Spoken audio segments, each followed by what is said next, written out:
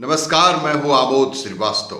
Amazing thought, amazing message, amazing information की दिशा में आज एक कदम और आगे। आज के इस लघु चिंतन का विषय है भौतिकता और आध्यात्मिकता एक दूसरे के पूरक, और दूसरा चिंतन है आपसी प्रेम की आवश्यकता।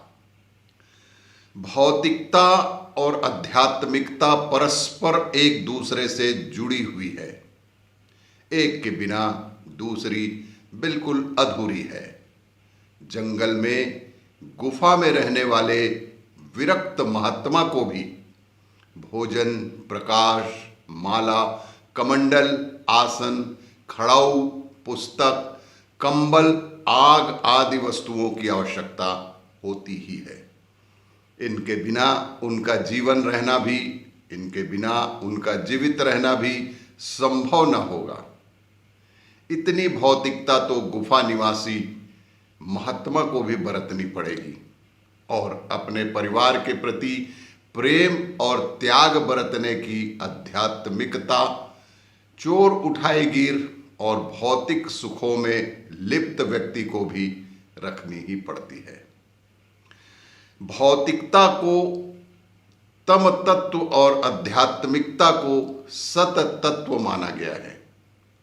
भौतिकता को तम तत्व और आध्यात्मिकता को सत तत्व माना गया है। दोनों के मिलने से रज तत्व बना है। दोनों के ही मिलने से रज तत्व बना है। इसी में मानव की स्थिति है।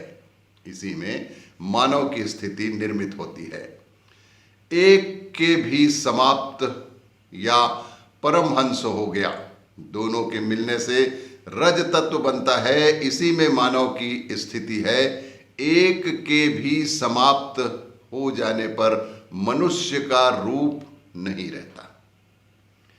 तम नष्ट होकर सत ही रह जाए तो व्यक्ति देवता या परमहंस ना हो जाए।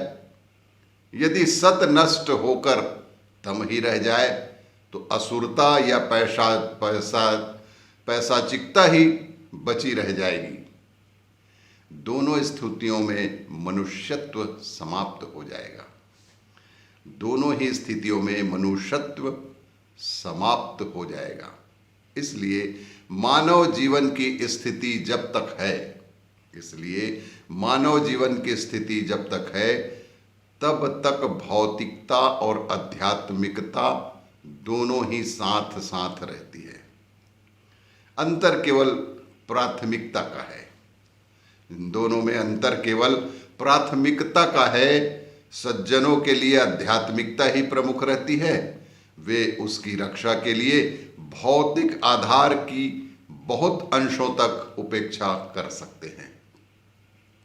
इसी प्रकार दुर्जनों के लिए भौतिकता का स्थान पहला है। वे भौतिक लाभों के लिए कभी कभी आध्यात्मिक मर्यादाओं का भी उल्लंघन कर देते हैं। लेकिन भौतिकता और आध्यात्मिकता निश्चित रूप से एक दूसरे के पूरक ही हैं। और इसी तरह आपसी प्रेम की आवश्यकता। जो ऐब सिखाए वह आपका सगा नहीं हो सकता। जो ऐब सिखाए वह आपका सगा नहीं हो सकता है। हाँ, जो आपके ऐब मिटाए वह भले ही कितना भी कड़वा बोले, वही आपका सगा होता है। और सच्चा मित्र भी वही होता है। खून के रिश्ते अपना होने की पहचान नहीं है। खून के रिश्ते अपना होने की पहचान कतई नहीं है।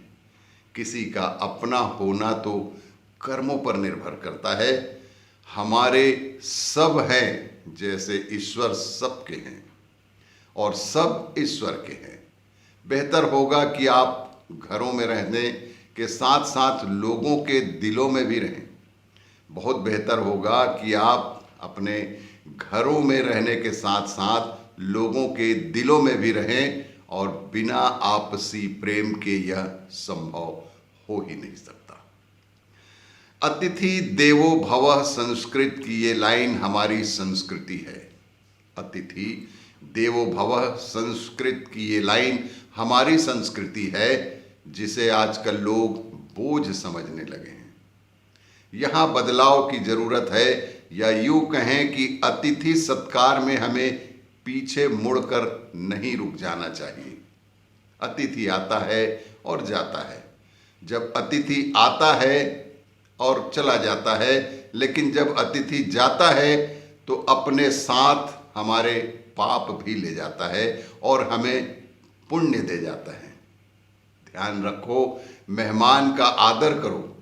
हमारे संस्कार भी यही हैं और सत्य भी यही है। हमारे जीवन का स्वर्णिम कल आज पर निर्भर रहता है। हमारे जीवन का स्वर्णिम कल आज पर निर्भर करता है। भविष्य को उज्जवल करने की आकांक्षा यदि हमारे मन में है तो आज को संवारना होगा। आज हमने जो बोया है कल वही हम काटेंगे। वर्तमान को तुच्छ ना समझा जाए, वर्तमान को तुच्छ ना समझा जाए। जो उपलब्ध है उसे अधिक संतुष्ट और अधिक उत्कृष्ट बनाने पर ध्यान केंद्रित किया जाए। जो भी वर्तमान में तुच्छ, वर्तमान को कभी भी तुच्छ या हे नहीं समझा जाना चाहिए, और जो कुछ भी हमारे पास उपलब्ध है उसे अधिक उत्कृष्ट बनाने पर ध्यान केंद्रित किया जाए। भविष्य को अच्छा बनाने के लिए इससे अच्छा और कोई उपाय हो ही नहीं सकता है। आज पे जिए, वर्तमान पे जिए, जीवन के प्रत्येक पल को एंजॉय करें। और इसी तरह के वीडियो के लिए देखते रहिए मेरा वीडियो। लाइक करें, शेयर करें और सब्सक्राइब अवश्य करें। धन्यवाद।